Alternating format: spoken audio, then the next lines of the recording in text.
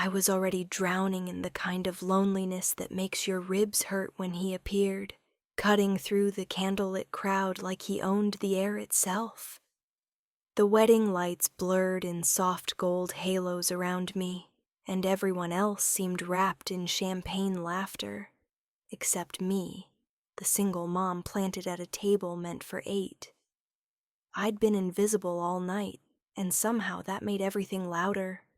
My heart, my memories, the humiliation of sitting alone while my ex slow danced with his brand new wife.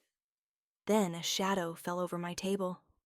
A warm breath brushed my ear, and a low, controlled voice, smooth as danger, said, "Pretend you're my wife and dance with me." My breath stopped. My pulse tripped. I looked up into the coldest, most mesmerizing eyes I had ever seen. I didn't know his name. I only knew my life was about to split open. The night had already bruised me long before he spoke to me. I told myself I was used to it. The judgment, the sideways glances, the whispers that skimmed the surface of the ballroom like they were afraid to touch me directly. But pain has a way of finding its old pathways, and tonight it walked them with an easy memory. The ballroom was a cathedral of white roses and chandeliers, each crystal drop catching the light like trapped tears. My cousin believed in excess, or at least her new husband did. Everything shimmered, everything glowed, everything looked like money. And I sat alone at table 14, the one directly under the AC vent, as if someone thought the single mom needed cooling down more than human warmth. My name card looked embarrassed for me, plus no one printed right beside it like a slap. Most guests wouldn't even notice something like that. But people like me do. People who haven't been on a real date in 4 years. People who keep every dollar cataloged because rent clause at the back of your mind, even while you're trying to smile for family photos. People who know the weight of 2 jobs and 1 sleeping child, and an ex who texted earlier today just to tell me I look tired in every picture. I sat straighter, out of reflex. Maybe if I held myself tall enough, the shame wouldn't touch me. The string quartet shifted songs, something elegant and slow. Laughter blossomed from the bar like flowers opening in real time. Wines were poured, champagne fizzed. Everyone looked warm in that soft, flattering wedding night way. Everyone but me. I tugged at the sleeve of my dress, not new, not expensive, but carefully ironed and chosen from the thrift store racks to look good under dim lights. Navy, simple, maybe even pretty if I hadn't been wearing exhaustion like a second skin. My cousin flitted by with 3 bridesmaids trailing her, all pink gloss and champagne sparkle. "Oh my God, you made it," she chirped like I hadn't RSVP'd 2 months ago. I smiled, the trained smile, the survivor's smile. "Wouldn't miss it," I said. She didn't hear the truth under it. I almost did. She didn't hear that I'd scrambled last minute to find someone to watch Maya, my 4-year-old hurricane of curls and opinion. Mrs. Grant from downstairs had stepped in. Bless her retired, nosy soul. But my cousin didn't care about details like that. She cared about photos, and aesthetics, and appearances, just like everyone else here. I swallowed down a bitter taste and picked up a glass of water. It trembled slightly in my hand. Stress, low blood sugar, or maybe just the weight of a past that never learned to stay quiet. Then I saw him, my ex, Jason. He was the type of man who hid his cruelty behind a boy-next-door smile. Clean-cut, charming, a little too polished. Now he was married to my cousin's friend, who clung to his arm like she had no idea what she'd signed up for. My stomach tightened. I hoped He wouldn't see me. But of course he did. Predators have excellent eyesight. He walked toward me with the same easy arrogance he always had, leaning in just enough to make sure I felt smaller. "Well," he said, looking at my empty table, "same old you." "Meaning?" I asked quietly. "No one wants to sit with the drama," he shrugged, smirking. "You can't blame them." A sting crawled up my throat, but I kept my face calm. I'd learned long ago not to feed him reactions. "Enjoy your evening, Jason." "Oh, I will," he said. "You try not to look so alone." He walked off, leaving the scent of cheap cologne and old memories behind. I pressed my lips together.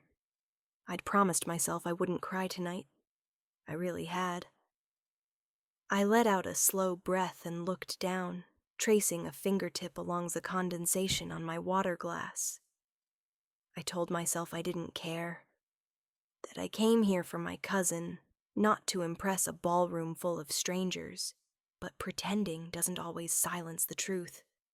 I felt utterly, painfully out of place, and that was when I felt the weight of a gaze land on me. Not a casual glance, not the bored look of someone scanning the room. This felt different, heavy, intentional, like being seen after years of being overlooked. My heart did a slow, startled beat as I lifted my eyes. He was across the room, standing near the shadows between two towering arrangements of white orchids. A man in a tailored black suit that wasn't just fitted, it was crafted to him. His shoulders were broad, his posture too still for an ordinary guest, his presence radiating a quiet authority that didn't rely on volume or motion. He sipped a drink without looking down at it, his gaze fixed on me with a calm intensity that stole a breath from my chest. I didn't know him, but something inside me reacted like I should. Dark hair, perfectly cut, strong jaw, eyes like winter steel, unreadable, assessing, uninterested in the surface of things. He didn't look away when I caught him staring. If anything, his gaze deepened. Heat crept up my neck. Why was a man like that watching me? I blinked, forcing myself to look away, swallowing against the flutter that rose in my stomach. Maybe he wasn't looking at me. Maybe I was imagining it.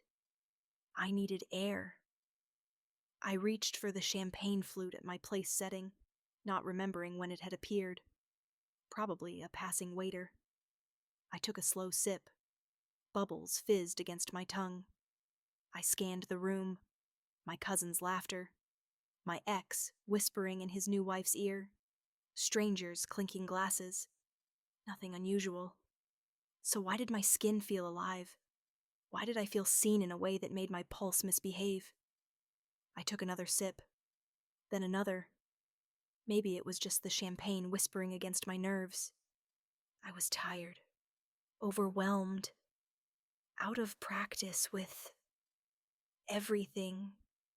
Men, parties, life outside of work and motherhood.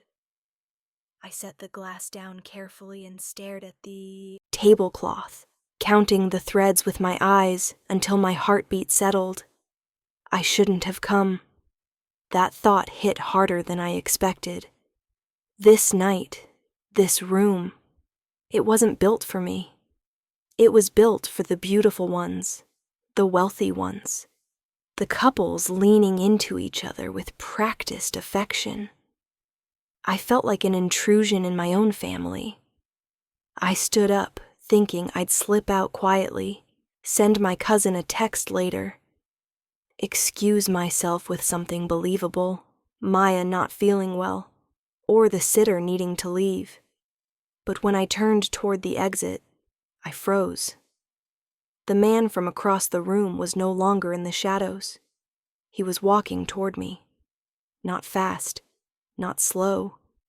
Just with the kind of deliberate confidence that suggested people always moved aside for him. And they did. Guests shifted without realizing it. A path opened without anyone questioning why.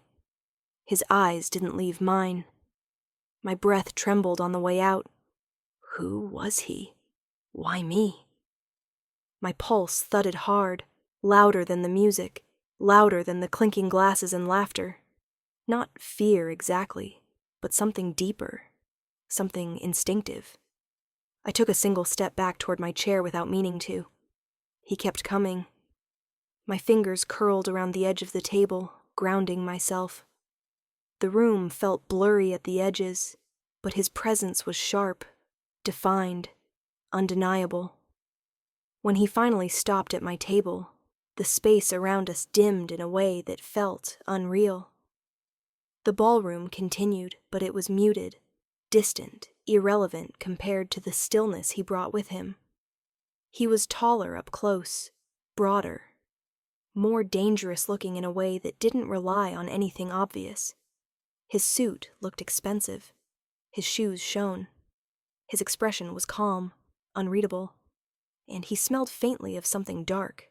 Cedar, smoke, winter wind. He didn't ask if the seat was taken. He didn't pretend to smile. Instead, he extended a hand toward me, palm open, fingers steady, the gesture elegant but commanding. And in a low voice that wrapped around my spine, he said, "Pretend you're my wife and dance with me." My heart stuttered. My breath stopped. I froze, caught between instinct and impulse, between fear and something dangerously close to desire. His hand waited. I had 1 second, 1 breath to decide if I would take it. And then, his hand hovered between us, steady, patient, impossibly sure of itself. I stared at it, at the long fingers, the faint shadow of veins across the back of his hand, the quiet strength in the way he simply waited. Most men rush. Most men fidget. Most men present themselves the way actors try too hard in an audition. He didn't. He stood there like the room answered to him, like time bent a little to accommodate his presence. And I could feel every judgmental stare from the other tables melting into a distant, muffled hum. No one had ever asked me to dance like that.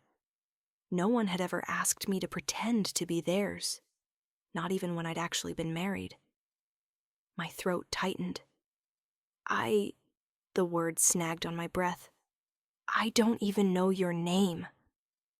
His lips barely moved, but something ghosted across them. Something like a shadow of a smile, though too subtle to be called one. "You don't need it," he murmured. "Just take my hand." That should have been alarming. A normal woman would have walked away. A mother should have. But the truth was ugly. I had forgotten what it felt like to be wanted, even in pretense. To have someone look at me like my presence meant something instead of being a burden or a spectacle. My fingers twitched toward him before I caught myself. "I don't understand," I whispered. "You don't have to," he said, softer now, the edge of command wrapped in velvet. "Just trust me for the next 5 minutes." My heartbeat tripped. Trust. A word that tasted foreign. I opened my mouth to refuse, to be rational, to be grounded, to be the responsible woman I was supposed to be. But the weight of the evening pressed on me. The loneliness, the humiliation, the way Jason had cornered me with those cruel little comments he delivered like poisoned chocolates. And this man, whoever he was, watched all of it. He saw too much. My fingers rose before I could stop them. I placed my hand in his. Heat flickered through me instantly. Unexpected, consuming, like touching a live wire disguised in silk. His eyes lowered to our joined hands for a fraction of a second, an unreadable thought passing behind his gaze. Not surprise, not satisfaction. Something deeper, something dangerous. He curled his fingers around mine, not tight, just decisive. "Good," he said under his breath. My stomach flipped. He lifted our hands slightly, guiding me out from behind the table with an ease that made me wonder how many women he had led across ballrooms, across danger, across anything he pleased. As soon as I stood, the music shifted, some slow, sweeping orchestral piece that filled the space like it had been waiting for this exact moment. He walked backward first, leading me toward the dance floor. But before we reached it, he stopped abruptly. I nearly collided with him. His other hand came up, catching me by the waist. Not a grab, not a claim, just a quick, controlled adjustment to steady me. My breath shivered. His palm stayed there, warm through the thin fabric of my dress. My body reacted before my mind could form a coherent thought. You okay? He asked. It wasn't murmured. It wasn't dismissive. It was direct, sharp, focused entirely on me. I think so, I whispered. He leaned down just slightly, enough for his breath to brush my hairline. If you're not, tell me. Don't lie. My lips parted, startled by the bluntness. I'm fine, I whispered. He searched my expression like he could see the truth, even if I wanted to hide it. After a beat, he nodded once and guided me onto the dance floor. The first thing I became aware of was how close he was, how his body radiated heat through his suit, how our joined hands fit together with unnerving ease, how his other hand slid from my waist to the small of my back, slow enough to give me time to protest if I wanted to. I didn't. He didn't pull me flush against him, just close enough that I felt the restrained power in his movements. Put your hand on my shoulder, he instructed quietly. I hesitated, then did, my palm resting against the fine fabric of his jacket, the muscle beneath it firm and unyielding. He began to move, and I followed without thinking. I wasn't a dancer, not really, but he made it easy. His steps were smooth, confident, almost predatory in their quiet precision. He led without forcing, guided without overwhelming. But none of that answered the biggest question burning through my mind. Why me? As he turned us slowly, I dared to look up at him, studying the angles of his face, the sharp jaw, the faint stubble, the cold elegance of a man who didn't beg for attention but commanded it. His eyes met mine instantly. It felt like being caught in a spotlight. I swallowed hard. You never answered me. Why? Why would you ask me to pretend to be your wife? His lips tilted in the smallest hint of amusement. Your cousin's husband has poor taste in seating charts. That doesn't explain anything. No, he agreed softly. It doesn't. We moved through another step, his hand firm against my back, guiding me seamlessly. You looked like you needed rescuing, he said finally. My stomach dropped. I didn't. Don't lie to me, he murmured again, lowering his head slightly. I watched him come up to you. I saw your face. Heat flooded my skin, humiliation mixing with a strange, piercing relief. I don't need to be saved, I said, hating how weak my voice sounded. I didn't say you did. His fingers pressed lightly into my back, not possessive, just grounding. But you deserved a moment where someone chose you. My breath snagged. I didn't know how to respond to that. No one talked to me like that. Not kindly, not gently. Not with that brutal honesty that saw straight through every layer I tried to hide behind. My gaze dropped to his shoulder. You really don't have to do this. I know. Then why? He paused, not in the dance, not physically, but in a way I felt ripple through him. When he spoke again, his voice was lower. Because someone here needed to remind certain people that you're not a woman to be dismissed. The words punched something deep in my chest. He saw everything. He saw too much. And, he added, his mouth brushing the shell of my ear as he turned his head to avoid a passing couple. Because I wanted an excuse to hold you. My knees nearly gave out. He didn't smile. He didn't need to. His voice carried all the gravity his expression did not. I opened my mouth, but nothing came out. We rotated again, and then his tone shifted. Just slightly. Is he the father of your child? My heart lurched. What? The man with the red tie, he clarified smoothly. He kept looking at you like he owned the right. I stiffened. My hand dug a little into his shoulder before I could stop it. Yes, I whispered. That's him. He absorbed the answer without blinking, his face unreadable. His hand on my back didn't tighten, didn't soften. But something in the air around him shifted, a quiet, simmering tension. He shouldn't come near you tonight, he said, his voice almost too controlled. He already did. I know. A chill slid down my spine. How could you know that? I asked. His eyes met mine again, clear, unflinching. Because he looked pleased with himself after. Men like him only smirk when they've hurt someone. My breath stuttered. His perception was unnerving. We danced in silence for a moment, the world around us fading into a blur of soft lights and swaying bodies. My hand, still resting on his shoulder, felt the slow, disciplined breaths beneath my palm. Finally, I whispered, You watch people too closely. And you underestimate how many people watch you. My heart tripped.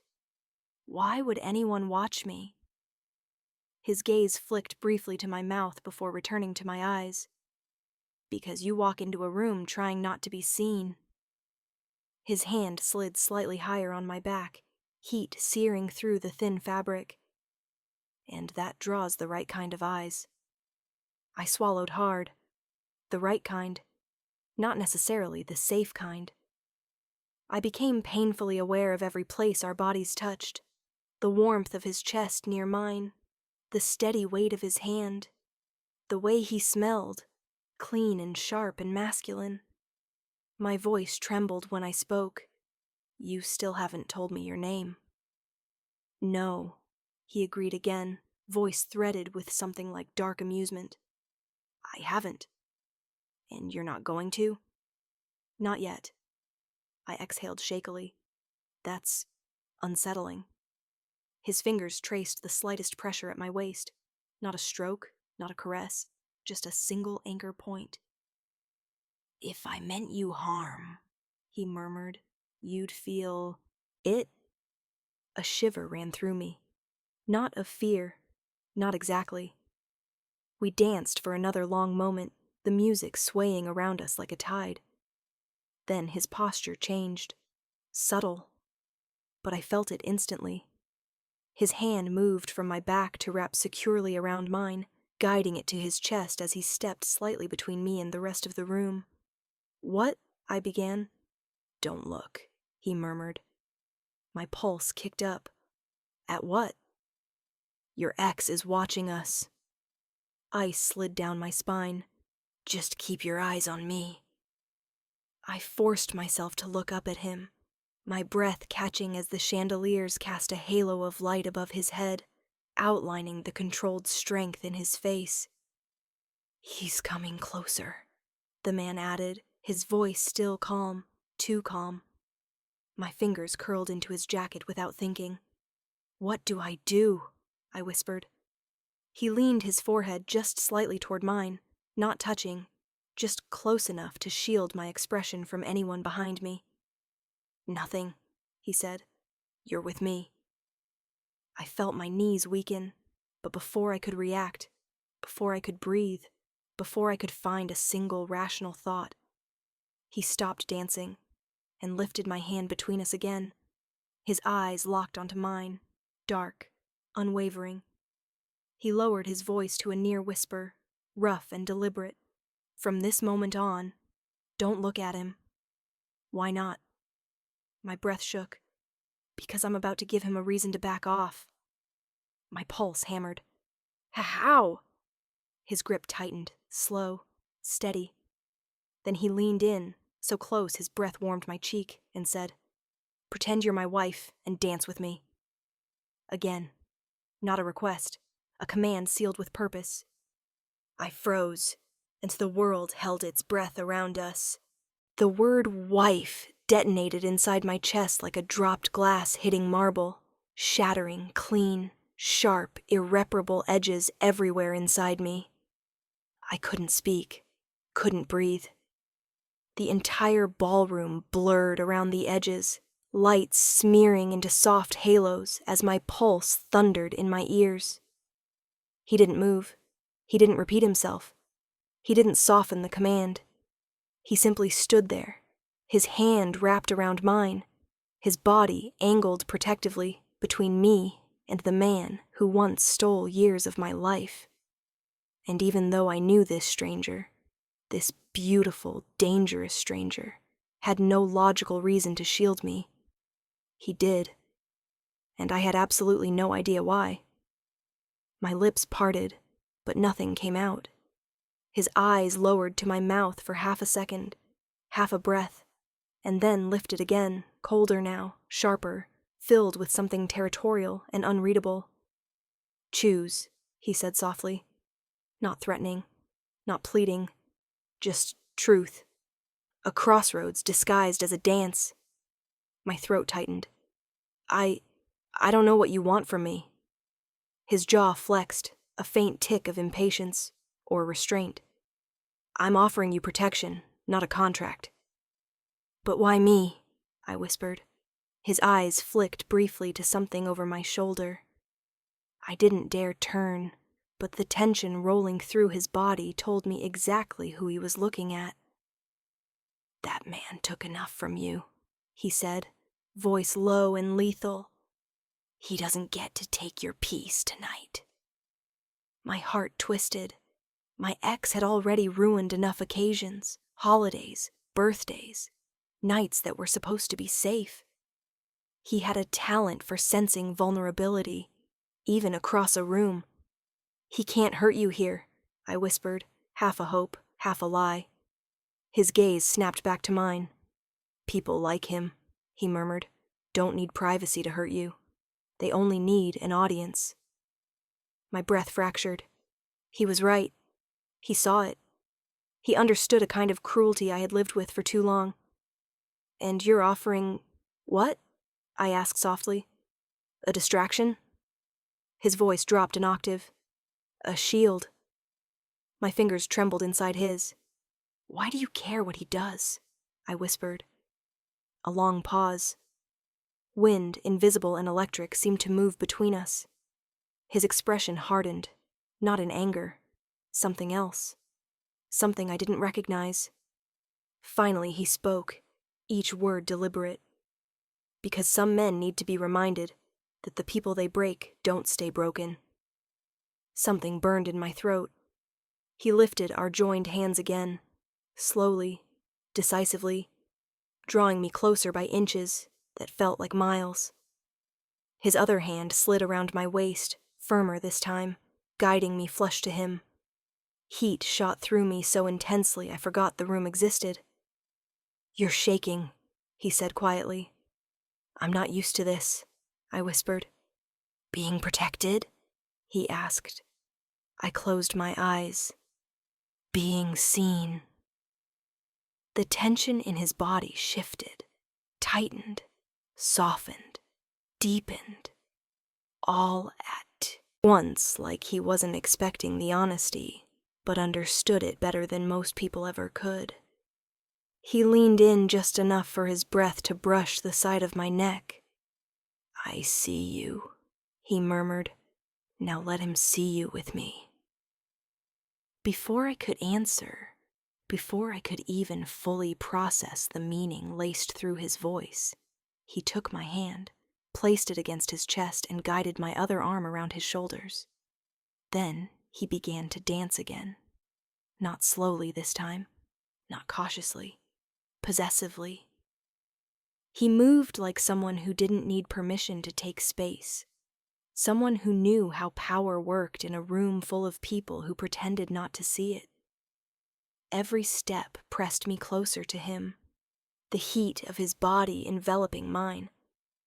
My heartbeat clattered wildly, each thud ricocheting between our chests.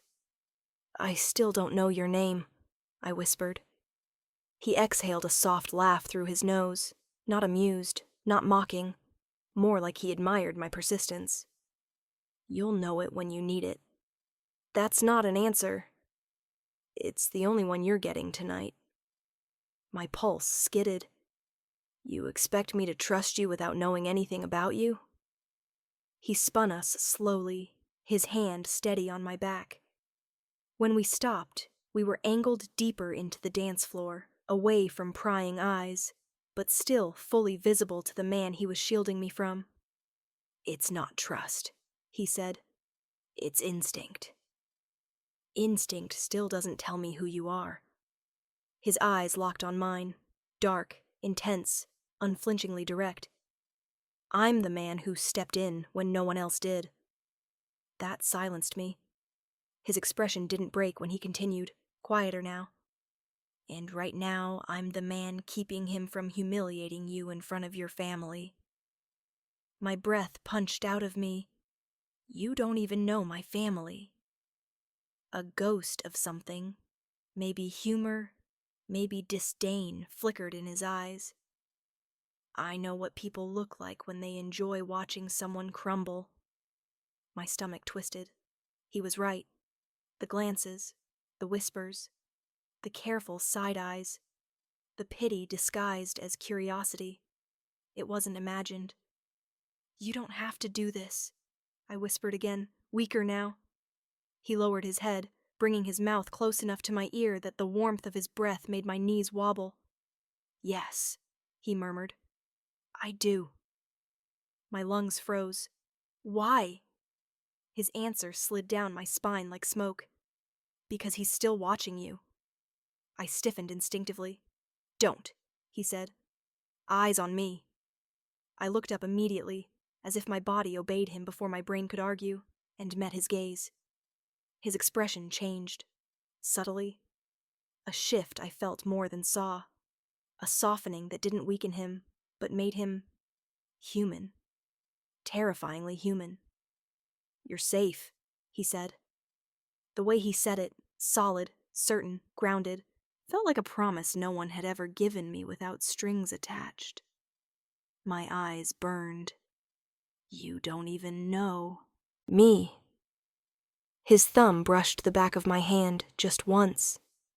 Barely a touch. But it set fire to everything inside me. "I know enough." "What does that mean?" "That you walked into a room full of people who should have cared about you," he murmured, "and not one of them noticed you were breaking." My inhale trembled. I did. My heart slammed painfully against my ribs. "Why were you watching me?" I whispered.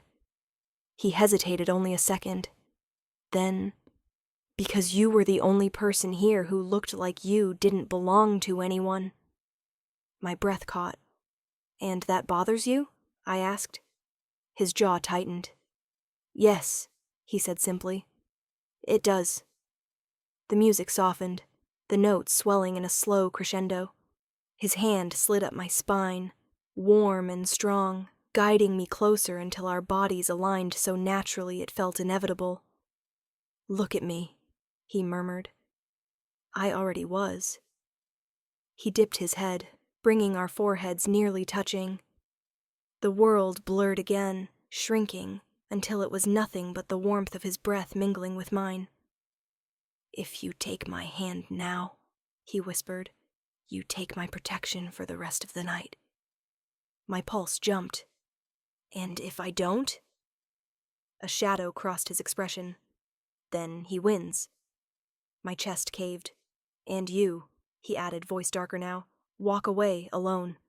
Again. I closed my eyes, torn between fear and something far more dangerous. When I opened them, he was watching me with a fierce, quiet focus, like my decision meant more than I understood. His fingers tightened around mine. "Last chance," he said. "Do you walk out of here alone, or with me?" I swallowed hard. Every injury my ex ever inflicted, every smirk, every lie, every humiliation, pressed against the back of my mind. Every lonely night, every judgmental whisper tonight, every piece of myself I lost to someone who didn't deserve me. I wasn't just choosing a dance. I was choosing a moment, maybe the first in years, where I wasn't shrinking. I looked up at the man holding me, at the stranger, at the danger wrapped in elegance, at the shield I didn't ask for, but desperately needed. My lips parted, but before I could speak, he lifted my hand again and repeated with devastating calm, "Pretend you're my wife and dance with me." The world stopped. My breath stilled. My ex was watching. My family was watching. And this man, this mystery, was waiting. My fingers twitched inside his. Then, I made my choice. Or maybe my body made it for me. I squeezed his hand back. His expression didn't change, but something in his eyes did. A spark. A shift. A flicker of something fierce and claiming. He drew me closer, and the moment our bodies aligned fully, he exhaled softly, like he had been holding his breath waiting for my answer. My heart pounded so hard I felt it in my throat. I looked up at him. "I'll do it," I whispered.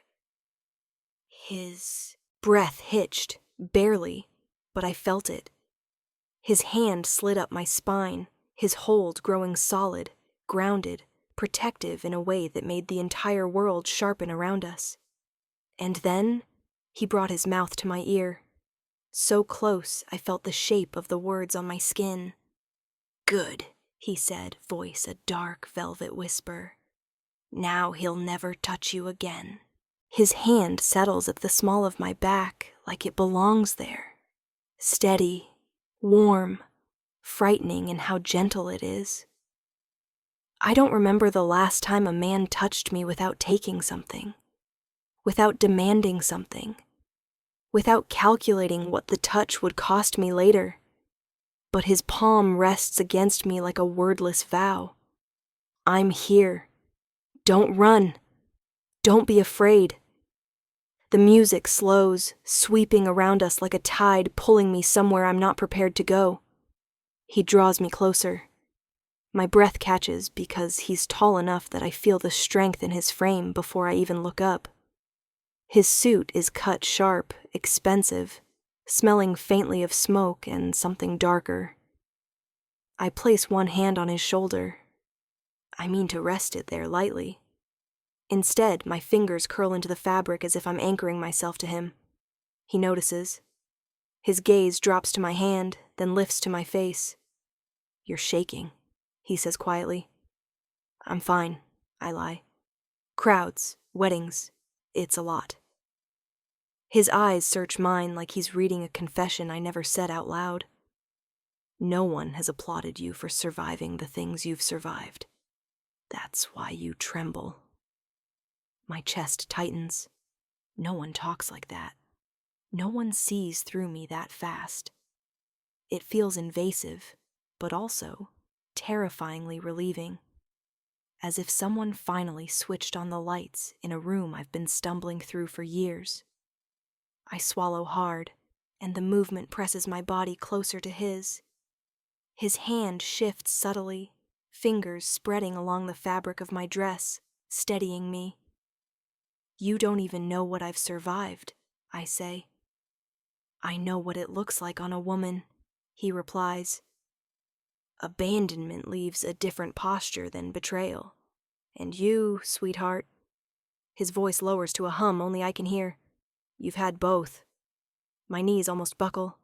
He feels it, tightening his arm around my waist. "Easy." "I'm not," I whisper. In danger? He finishes softly. Not with me. But that's part of the problem. I don't trust men who promise safety. I don't trust men who offer anything, because I've learned that everything comes with strings, with debt, with punishment. He tilts his head ever so slightly, watching my thoughts unravel. Tell me something, he murmurs. Are you scared of me?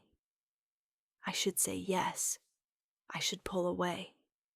I should step off the dance floor and disappear into the shadows like I always do. Instead, I whisper, I don't know yet.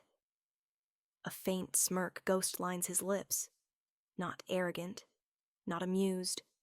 More like a man who's used to people lying to him and finds honesty unexpectedly intoxicating. I can work with that, he says. We move slowly across the floor, but it doesn't feel like dancing. It feels like drifting into a gravitational pull I've been avoiding all night without realizing it's been pulling me in from the moment he first looked at me. Maybe before that. Why did you come here alone? He asks. I don't know why I tell him the truth, but I do. Because people talk more quietly when they think you have no one. His jaw tightens. And who exactly talks about you? Family, I say. Strangers. My ex. Take your pick. His eyes go sharp. Danger sharp. Your ex is here? I nod. He takes this in like a man who's filing it away for later use. What does he say about you? He asks. That I'm a burden, I murmur. That I'm dramatic. That I trapped him. That I'm lucky he ever bothered with me. A beat passes. Then another. He stops moving entirely. The music keeps going. People keep dancing around us.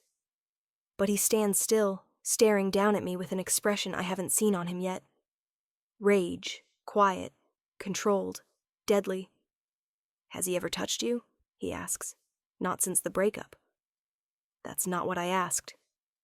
I look away, throat closing. Because yes, not many times.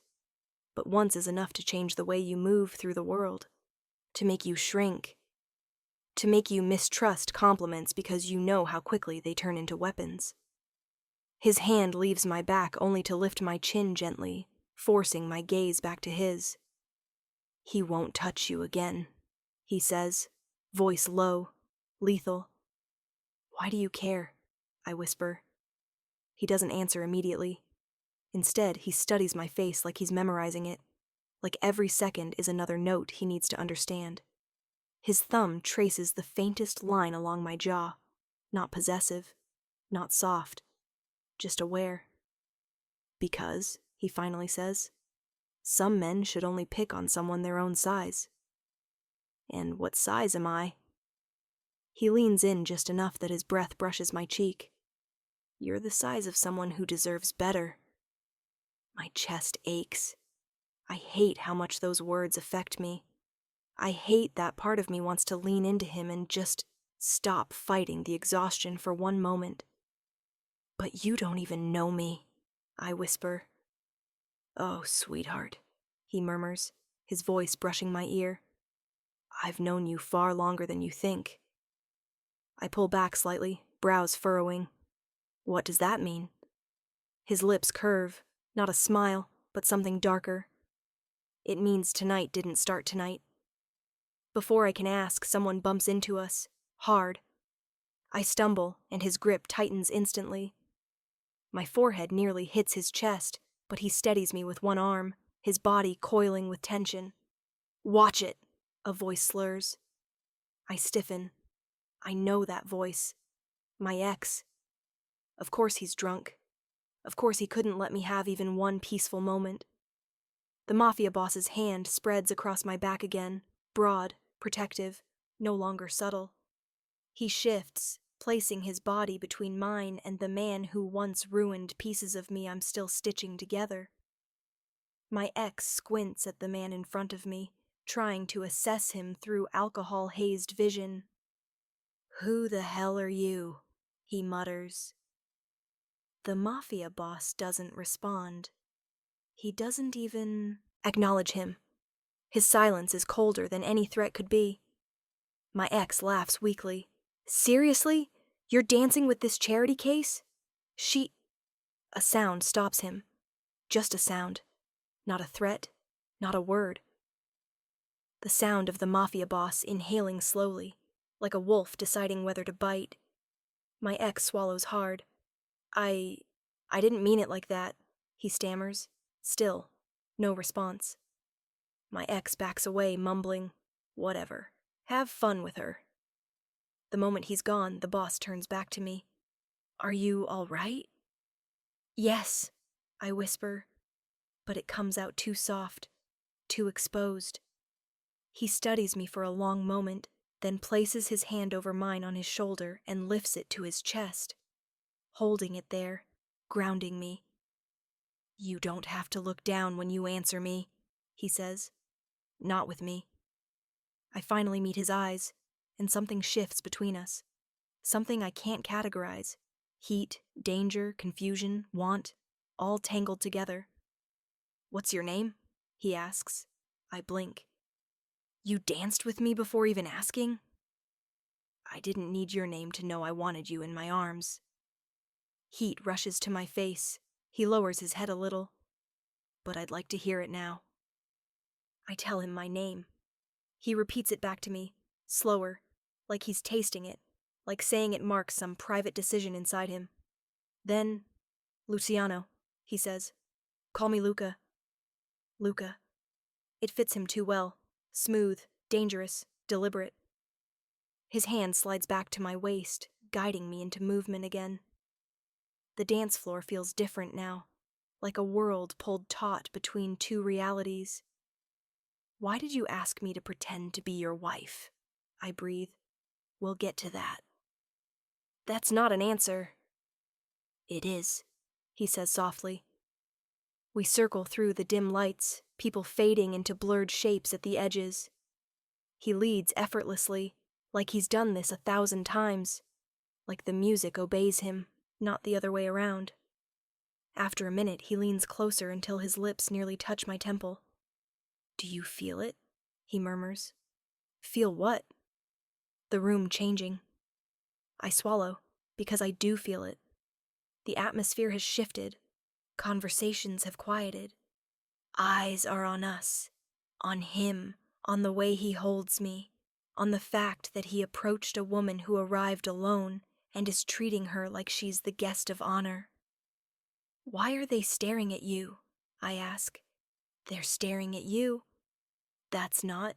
They're wondering who you are, he says. Wondering why I crossed the room for you. No one has seen me do that before. My stomach flips. He continues, voice steady, unhurried. Weddings are full of people who pretend their lives are perfect. I can spot desperation, greed, envy, and lies from across a hall. He pauses. But you weren't pretending. That's because I have nothing left to pretend with, I whisper. You have more than you think. The music shifts again, slower, deeper, more intimate. I tense instinctively. You want to stop? He asks. I don't know. He brushes his thumb along my waist, a grounding gesture that somehow doesn't feel like a boundary crossing, just presence. Then we don't stop. And we don't. We keep moving, even though the room feels smaller, the air heavier, my heart louder. Every time I draw breath, I inhale him. Warmth, danger, the promise of something I can't name yet. The edges of the world blur until it feels like only the two of us exist. Then, without warning, Luca slows and stops, holding me still at the center of the floor. My pulse stutters. What is it? I whisper. His gaze drops to my lips, just for a second. Then he lifts his hand and brushes a single strand of hair from my cheek. Someone's watching you, he murmurs. My stomach plummets. Who? Don't look. I freeze, breath caught somewhere high in my chest. Is it my ex? I ask, barely audible. No. His expression takes on a shadow I haven't seen before. Someone else. Someone dangerous? He doesn't answer right away. His hand cups my jaw, guiding my face back to his, so I stop searching the room. Stay with me, he says, and don't be afraid. How can I not be afraid? I whisper. He leans down, brushing his forehead to mine. Because I'm not going to let anything touch you. The room tilts slightly. Not from fear. From him. His presence. His voice. His certainty. Then he lifts my hand again, brings it to his lips, presses one deliberate kiss to my knuckles. Wife, he murmurs. Remember? My breath shatters. The music swells, and his hand settles on my lower back again, pulling me flush against him. Dance with me, he whispers, and let them wonder why you suddenly mean something to me. I tremble, but I move with him. His body guides mine, his arms strong around me, his breath brushing my cheek as we melt back into the motion of the room. But I can't stop thinking about his warning. Who's watching me? I whisper again. His jaw flexes. Something cold flashes in his eyes. We'll talk about that soon, he says. For now, just stay close. I want to ask more. I want to demand answers. But he shifts, turning me slightly, and that's when I feel it. His grip tightens. His stance changes. He angles his body so mine is shielded completely. And I realize something chilling. He's not pretending anymore. He's protecting me. I swallow as fear and heat collide inside my chest. What's happening? I whisper. His lips barely move. You're about to find out. His body shifts the moment I squeeze his hand, a change so subtle anyone else would miss it. But I feel it. The stillness under his skin, the tension settling in his shoulders, the way his attention pulls away from the dance and toward something behind me. Luca, I whisper, you're scaring me. He doesn't ease his hold. He lowers his head, his lips brushing the space beside my ear. Not intimate, but protective. Then stay right where you are. My heart pounds so hard I swear he can feel it against his chest. His hand moves up from my waist to the middle of my back, sliding higher with slow, controlled precision, like he's preparing to shield me more if he has to.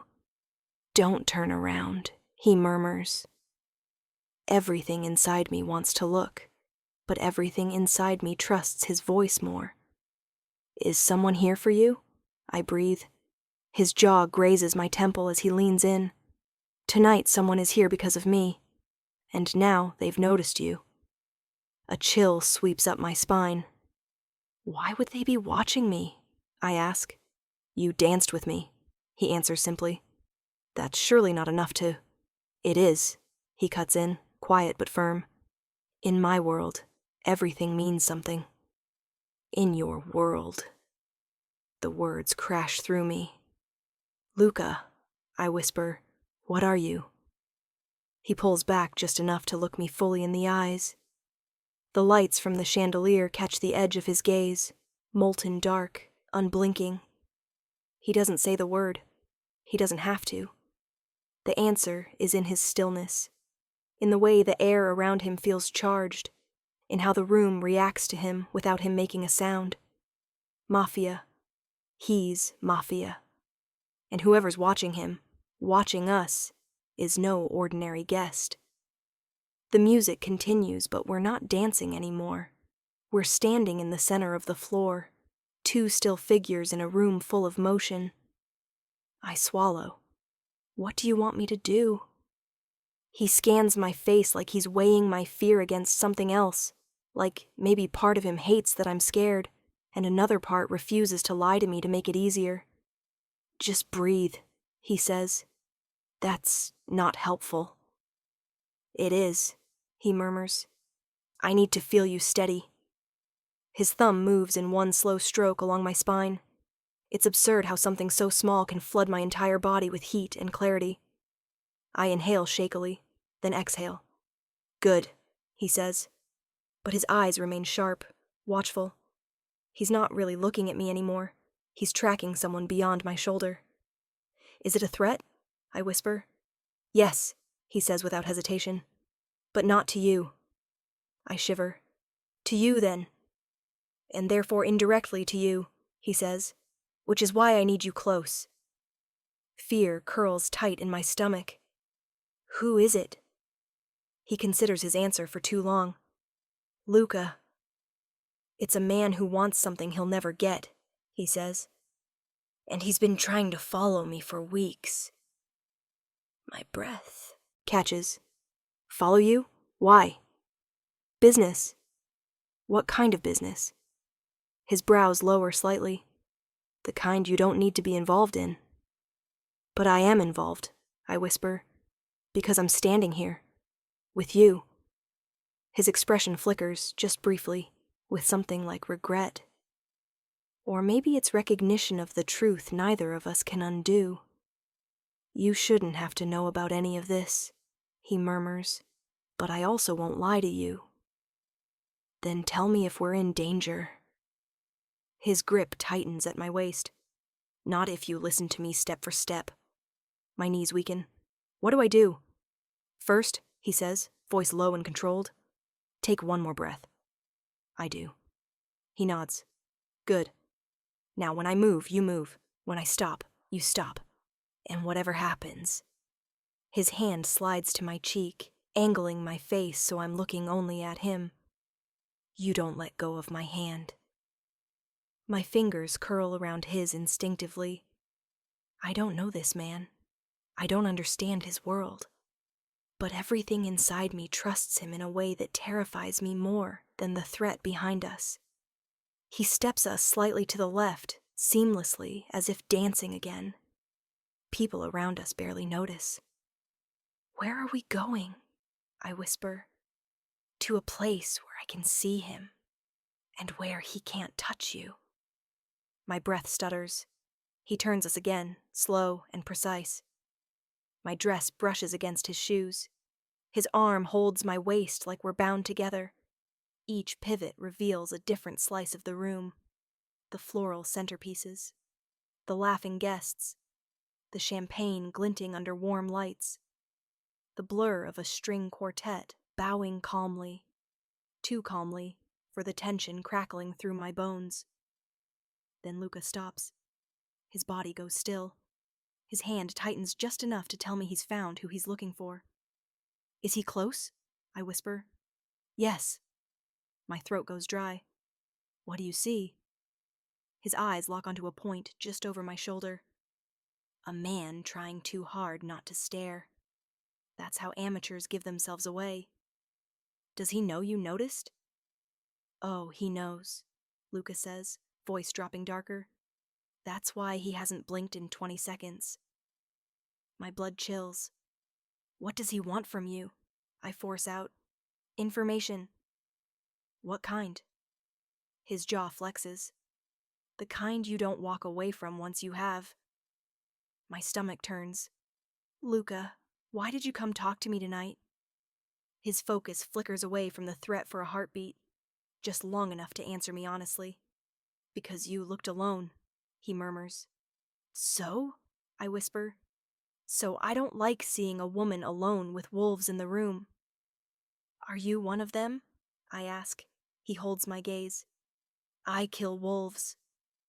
The band transitions into another slow song, unaware, or maybe perfectly aware, that the mood in the center of the floor has shifted from romantic to explosive. Look at me, Luca says gently. I am. No, he murmurs, brushing his thumb under my chin. Really look at me. So I do. His eyes are intense, but not cruel. Focused, but not frantic. Awake on a level I've never seen in another human being. I won't let anything happen to you, he says, tone deep and edged with authority. But you need to trust me enough to walk with me right now. I nod. He leans in, lips near my temple. Good girl. The words run through me like a warm shock. My fingers tighten around his. Ready? He whispers. No, I breathe. He almost smiles. Stay with me anyway. He steps away from the center, pulling me with him, slow enough not to draw attention, sure enough to show the man watching that he's not afraid. We move through the dancers, through the soft haze of lights, through conversations and laughter, and lives that have no idea danger is threading through the air like smoke. As we near the marble edge of the dance floor, Luca lowers his head again, keeping his mouth near my ear. When we reach the corner, he says, there will be a hallway to the left. We'll take it. Will he follow? He'll consider it. And if he does? Luca's steps never falter. Then I'll handle him. How? He looks down at me, slow, steady, impossibly calm. Not in front of you. A shiver skates down my spine. We move closer to the edge, closer to the hallway, closer to whatever happens next. Luca, I whisper, catching his arm with my free hand. Why me? His eyes lock with mine, unreadable, deep, almost pained. Because I wasn't supposed to touch you, he says quietly. And now I can't stop. My heart stops. He draws me into the hallway, the air cooler, quieter, the music fading into a distant hum. He positions himself between me and the opening to the ballroom, shielding me fully. Stay here, he says. I grip his hand. Don't go. I'm not leaving, he says. I'm just putting myself between you and him. Footsteps echo softly behind us, too slow to be casual, too deliberate to be harmless. Luca's head lifts. His entire posture changes. Predator. He pushes me gently behind him, his arm sweeping back without looking. Remember what I said, he murmurs. Don't let go of my hand. I cling to him, because I don't want to let go, because I'm terrified to, because it feels like letting go of him in this hallway is the same as stepping off a cliff with no ground beneath me. The footsteps come closer. Luca straightens his shoulders. And then he speaks low and lethal. Turn around and go back inside. Last warning. A man's voice answers from the darkness. You can't hide forever, Luca. My blood turns cold. Luca steps forward, blocking my entire view, his fingers still intertwined with mine. I'm not hiding, he says softly. I'm escorting a lady. A pause. Then, she's nothing. To you. Luca's hand tightens around mine so hard I gasp, but not in pain. In shock at the fury radiating off him. She matters, Luca says through a controlled breath, more than you'll ever understand. My eyes widen. My heart plummets. The hallway feels like it's shrinking around us. I press my forehead lightly to Luca's back, barely breathing. His hand tightens on mine again, reassuring me, anchoring me, telling me without words. I'm here. You're safe. Stay behind me. The other man steps closer. I can hear it, and Luca's voice drops to a tone I didn't know existed. You take one more step toward her, he murmurs, and I swear you won't leave this hallway upright. Silence. Air thickens. My pulse echoes in my ears. Another step. Luca pulls my hand behind his back, tighter, shielding every inch of me. Then, a sound breaks through the tension. A voice behind us. A woman's voice. Is everything okay here? We jolt. A wedding planner stands near the corner, clipboard in hand, brows knit in confusion. She hasn't noticed the danger, just two men facing off and a woman clinging behind one of them. Luca doesn't turn, doesn't loosen his posture. He just says quietly, everything's fine. The other man retreats one slow step, then another, then disappears down the hall in the opposite direction. Luca exhales, slowly, subtly, not relief, control. The planner lingers another second, then moves on. The hallway empties. It's just us. Just silence. Just the sound of my breathing shaking apart.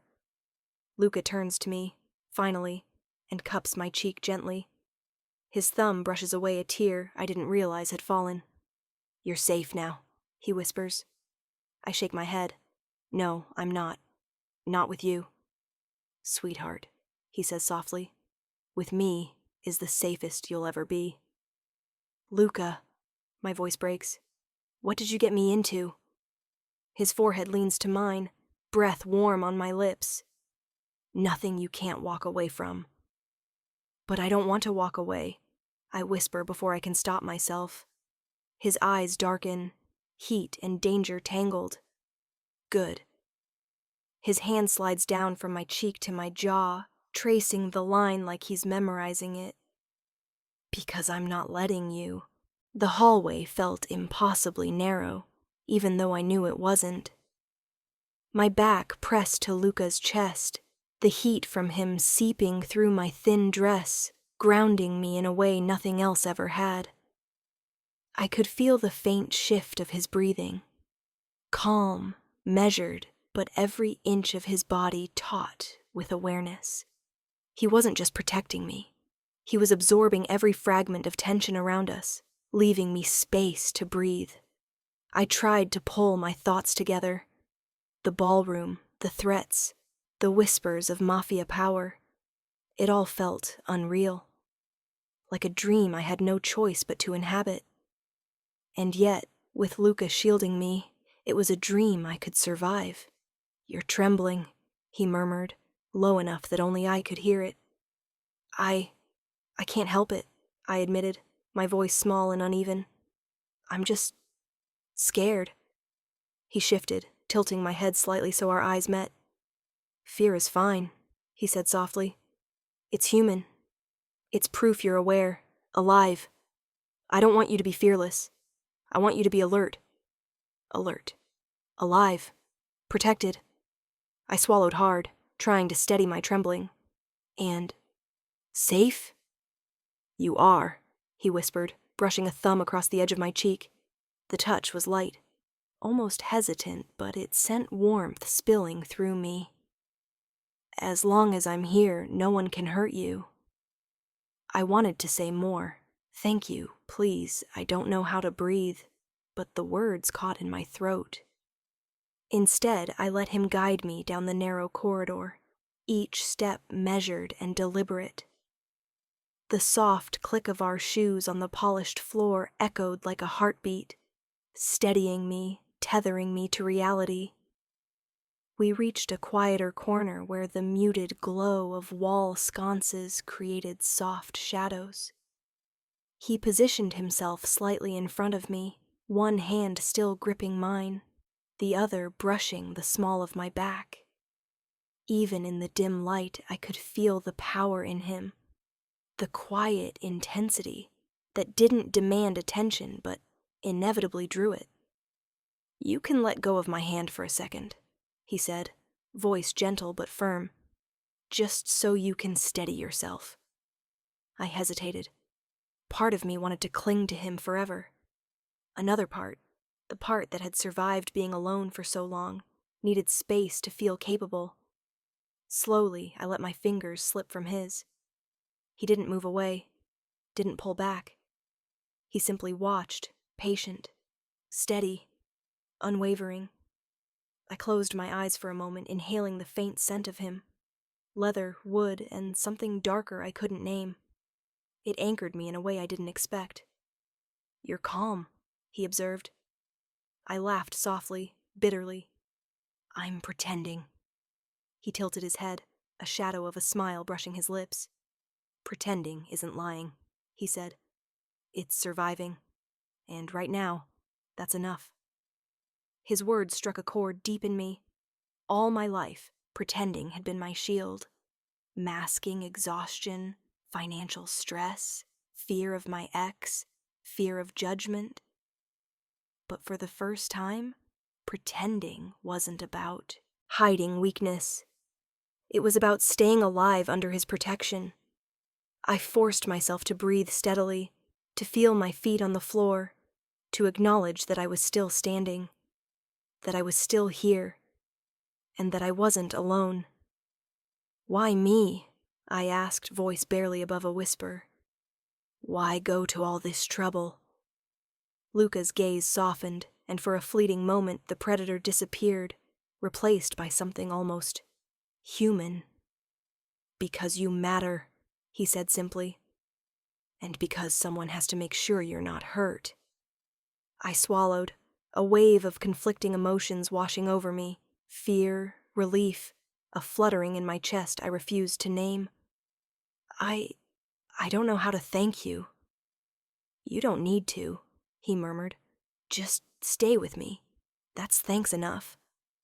I let out a shaky laugh, leaning into his chest for a fraction of a second before pulling back. "This isn't normal," I whispered. "This isn't life I'm used to." "No," he agreed. "It isn't. But life doesn't always offer normal. Sometimes it offers protection, and sometimes it offers moments like this, where you feel more alive than you ever thought possible." I wanted to believe him, and part of me already did. We lingered in the corner for a few minutes, listening to the distant hum of the ballroom, the soft murmur of conversation, the occasional clink of a glass. Every sound was magnified in the silence between us, every footstep a potential threat. And yet, with him there, I felt a strange comfort. "You're not just protecting me from him," I said quietly. "Are you?" He didn't answer immediately.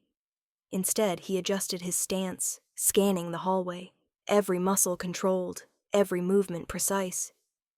Then he looked at me, his dark eyes intense. "I protect you from everything," he said softly. "From the people who follow, the people who lie, the people who think they can hurt you. I protect you from the world itself if I have to." The words were overwhelming, almost too much to process. My throat tightened, my pulse quickened. Why? Why care so much? He exhaled slowly, a small, almost imperceptible tension leaving his shoulders. "Because you deserve it, and because no one else has done it."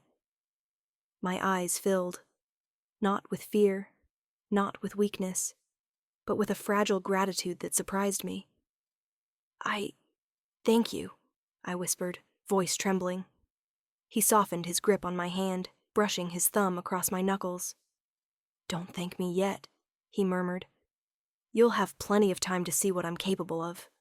But right now, you only need to stay close, listen, and breathe." I did as he said. In and out.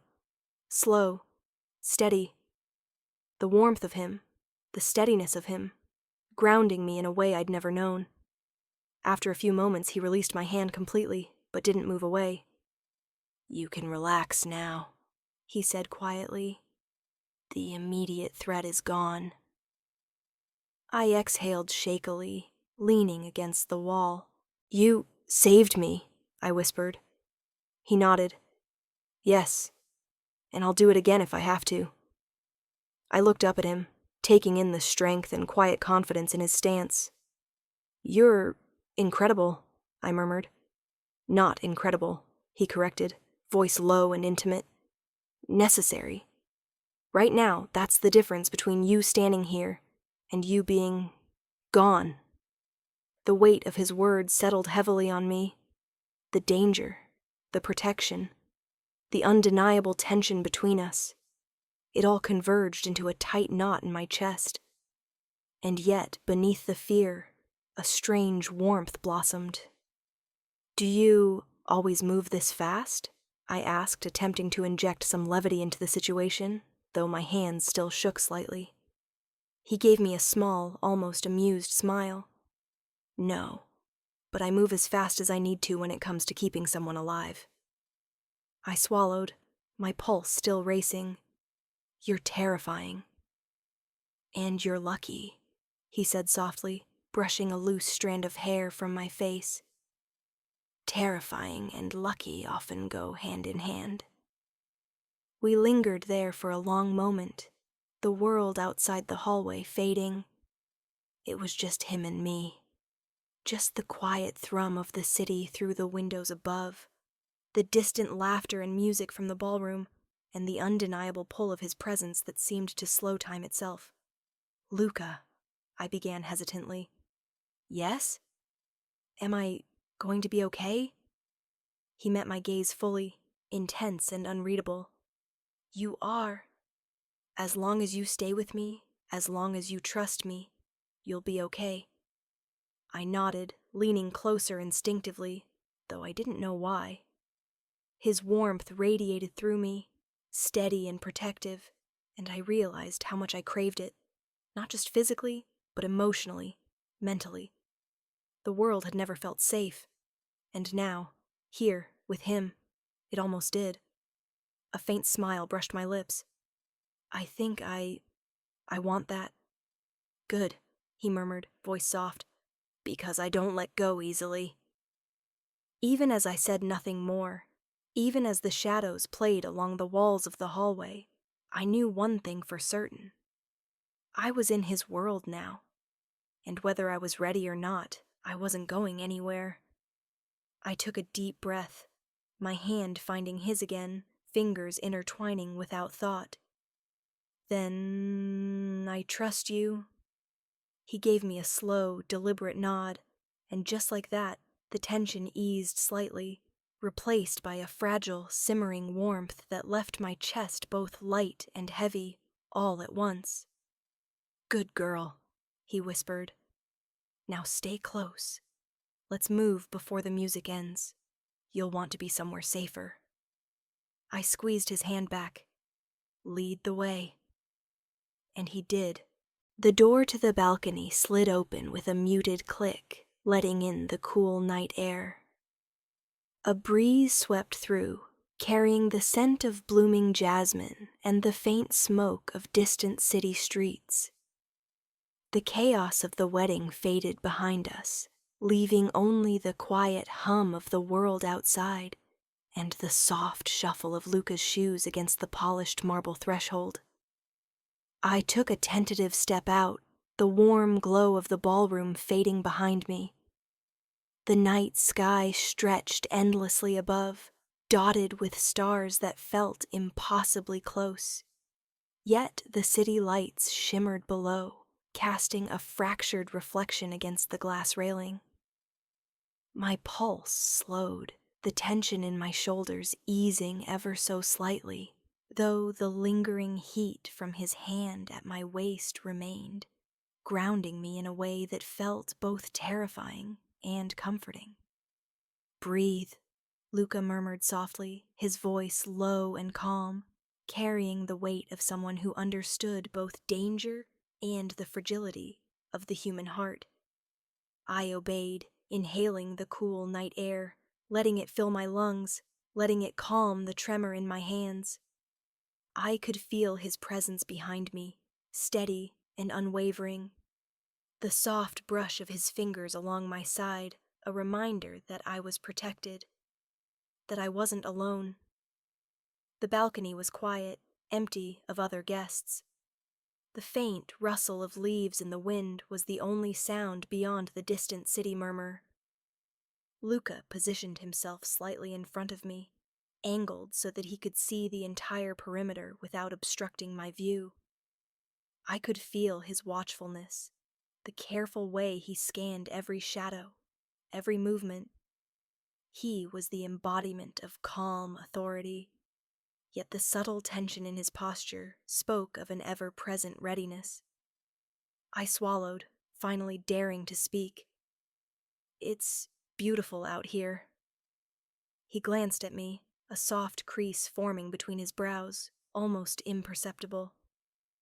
"It's better when you're safe enough to notice it," he said quietly. I turned to look at him, startled by the intimacy in his tone. His gaze, dark and intense, met mine, and I felt my breath catch. There was no aggression in it, only an unspoken promise of protection. a gentle gravity that anchored me to him in a way that felt both grounding and overwhelming. I hesitated, fumbling for words. I don't know why I'm not afraid right now. His lips quirked in a small, almost imperceptible smile. Because you know you're not alone, he murmured. And because you've learned to trust me, even if just a little. I felt a flutter in my chest, the warmth spreading through me from the simple truth of his words. My hands itched to reach out, to touch him, to anchor myself more fully in the security of his presence, but I hesitated. Fear, still lingering, kept me restrained. Luca's hand found mine again, fingers intertwining with a gentle but firm assurance. "You're allowed to feel safe," he said softly. "It's not weakness. It's survival." I nodded, gripping his hand more tightly, feeling the reassuring pulse of his skin beneath mine. "I'm trying," I whispered. "That's all I ask," he replied. His thumb brushed over my knuckles, slow and deliberate, grounding me further. Every step forward counts, even if it's small. I exhaled, letting some of the tension ease from my shoulders. The night air, the soft rustling leaves, the distant hum of the city, and his steady presence created a fragile cocoon around me. For the first time that night, I allowed myself a measure of peace. "Do you ever," I began, voice tentative, "feel alone, even with all of this?" He didn't answer immediately. Instead, his gaze drifted toward the city skyline, a shadow crossing his features. The wind tugged lightly at his coat, revealing the strong line of his shoulders, the subtle tension in his stance. He turned back to me after a moment, eyes dark and unreadable. "Sometimes," he admitted, voice low, "but it's different. I'm used to relying on myself. You change that." The words hit me unexpectedly. My chest tightened, warmth and nervousness pooling in equal measure. "I change it?" I echoed, unsure if I should be flattered or afraid. "Yes," he said simply. "I notice things differently now. I care differently now." My breath caught. The words carried a weight I wasn't prepared to bear, but also a strange comfort. I looked down at our hands, intertwined, the subtle heat radiating between us. I trailed off, my throat too tight to speak clearly. "You don't have to say it," he murmured, lifting a hand to brush a loose strand of hair from my face. His touch was gentle, deliberate, almost reverent. "Actions are enough. Staying close is enough. Trusting me is enough." I exhaled shakily, leaning slightly into the warmth of his hand. My body, my heart, my mind, all of it seemed to recognize something vital in this moment. Something that went beyond fear or attraction. Something deeper, quieter, yet all-encompassing. "I'm glad you came to me," I whispered. His lips curved in the faintest smile, barely noticeable. "I didn't come to you. I came for you. But yes, I'm glad too." The subtle difference in his words, the depth of care behind them made my pulse quicken. It wasn't just protection. It was intent, focus, an unwavering presence that demanded attention, trust, and an inexplicable surrender. A silence fell over us, heavy yet comforting, broken only by the distant sound of the wedding and the city beyond. I dared to lift my gaze to him again, noting the way the night air caressed his sharp features, the shadows playing along his jaw, the intensity in his dark eyes. "Can we stay here for a moment?" I asked quietly. "Just here." "Yes," he murmured, not moving. "As long as you need." I let myself lean back lightly against the railing, the breeze brushing against my skin, feeling the subtle warmth of him at my side. anchoring me. His presence was a paradox, soft and tender, yet edged with an undeniable, lethal intensity. I didn't know how to reconcile the two, but I wanted to, more than I'd ever wanted anything in my life. I don't know what I'm feeling, I admitted softly, voice trembling. Everything is so overwhelming. He tilted his head, his expression gentle but unreadable. It's normal, he said quietly. You've been through a lot. You're allowed to feel it all at once. Confusion, fear, relief, even desire. It's all valid. I swallowed, trying to breathe evenly. The words, the night, his presence, they combined into a dizzying swirl of sensation I couldn't name. I'm not used to feeling safe, I admitted, voice barely above a whisper. You should be, he murmured, his hand brushing again over mine, grounding me.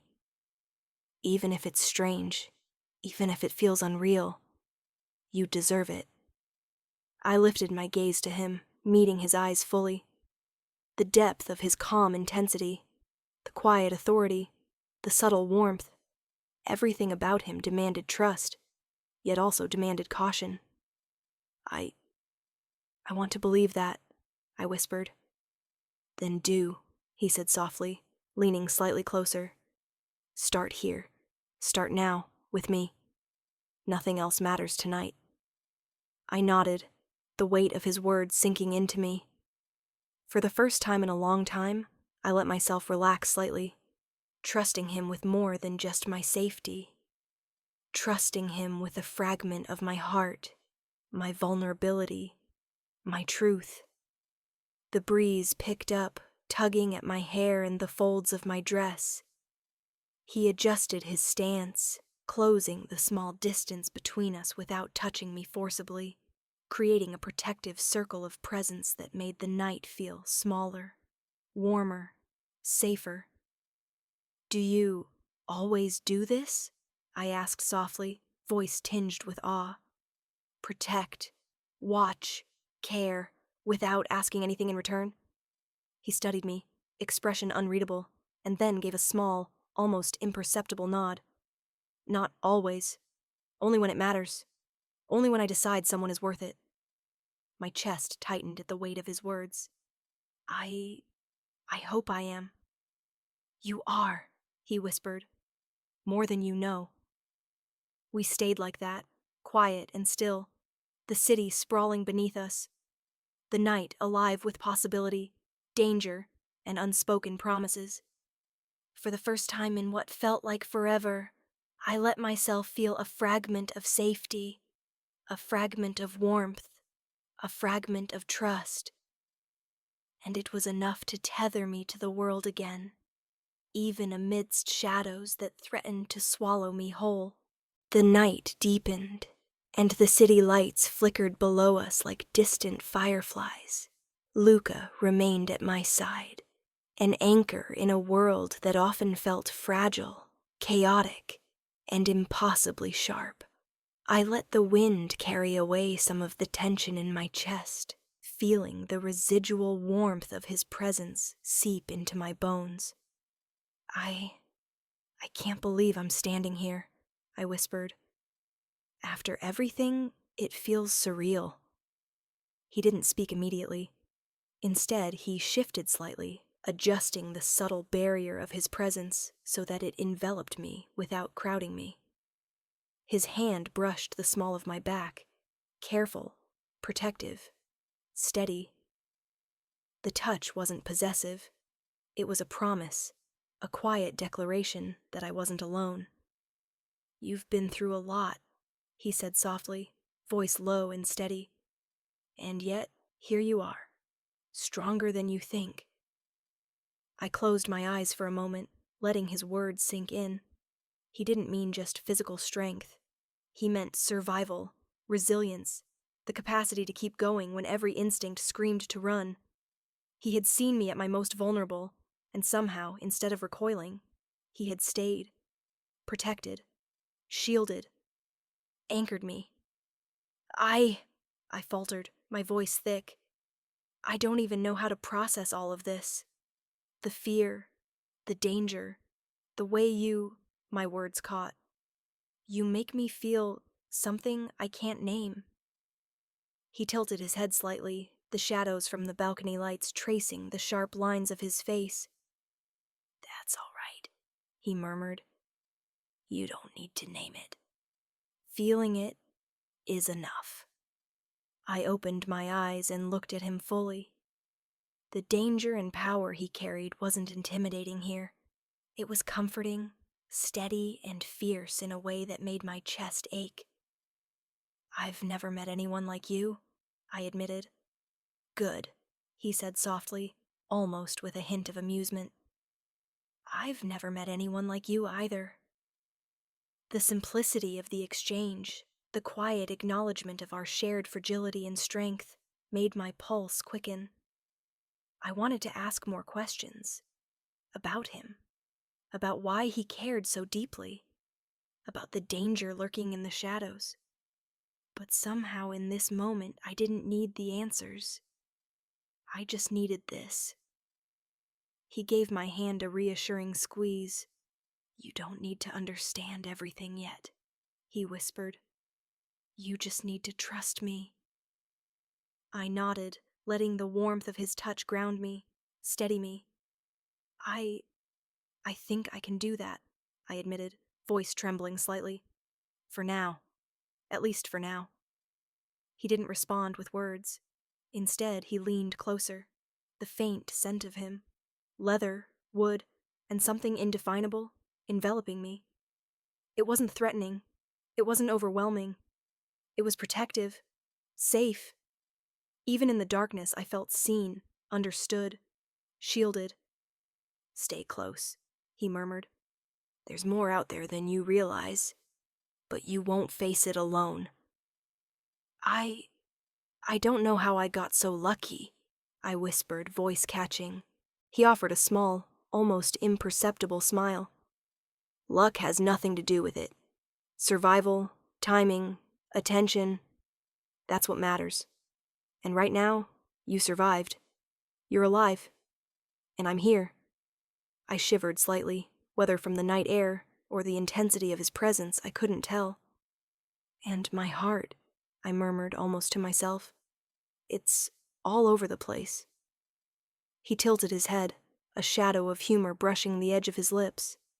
That's normal too, he said softly. It means you're alive, feeling, responding, and maybe noticing what matters. I wanted to argue, to say it wasn't fair, that I didn't deserve to feel this way, that danger should never come wrapped in warmth and protection. But I stayed silent, letting the truth settle. I didn't want to be anywhere else. Not in the shadows, not in the chaos, not even alone. Here, with him, it felt like possibility, like survival, like life. I began hesitantly. Are we safe now? Or is this just the calm before the storm? He didn't answer immediately. Instead, his gaze swept across the city, vigilant, measuring, precise. Then he looked back at me, dark eyes intense and unwavering. For now, he said finally, we're safe. But danger never truly leaves. That's why you stay close. That's why you trust me. Because I won't let it touch you. I nodded, gripping his hand again. Then I trust you, I whispered. The simplicity of the words, their weight, hung in the air between us. It wasn't just trust. It was surrender, acknowledgement, a fragile declaration that in a world that was chaotic and threatening, I was choosing him, choosing safety, choosing connection. He squeezed my hand gently. Good, he murmured. Now let's head back inside before the night slips away completely. You need rest, and the others, they're not your concern. I exhaled, letting the tension drain slightly, my pulse slowing under his calm influence. We walked back toward the ballroom, the distant laughter and music blending with the night air, but I felt insulated, wrapped in a cocoon of warmth, protection, and something I couldn't name. The night inside felt softer now, less threatening, though the subtle undercurrent of danger lingered like a shadow. Luca guided me through it without haste, always beside me, always attentive, his presence a tether between me and the world. I realized in the quiet moments how profoundly his protection had changed me, not just physically, but emotionally. For the first time in years, I allowed myself to feel safe, not just in body, but in heart, mind, and soul. As we reached the edge of the room, the music still flowing around us, he paused and turned to me. "You're stronger than you think," he said softly, "and braver than you give yourself credit for." I smiled faintly, a blush rising to my cheeks. "I'm trying," I whispered. "That's all that matters," he said, stepping closer, the heat from his presence enveloping me. "One step at a time, and we face it together." I nodded, letting myself be anchored in the moment, in him, in the fragile but undeniable connection that had formed between us amidst chaos, danger, and fear. For the first time in a long time, I felt whole, and I knew, without doubt, that whatever came next, I wouldn't face it alone. The city lights shimmered outside, the night held its breath, and Luca remained at my side, a constant, silent promise in a world that rarely offered certainty. I took a deep breath, letting the warmth of him, the protection, the quiet intensity of his presence sink into me. Whatever the future held, I knew I had found someone who would stand with me, guard me, and perhaps understand me in ways no one else ever could. The night stretched before us, vast and unknowable, but for the first time I felt ready to face it, because I wasn't alone. And as he held my hand, steady and unyielding, I realized something profound. Sometimes protection isn't just about keeping someone safe from harm. Sometimes it's about helping some find themselves again, helping them believe they're worth fighting for. And in that moment, I knew I was worth it. If you like the story, comment below for part 2 and subscribe Mara's Betrayal.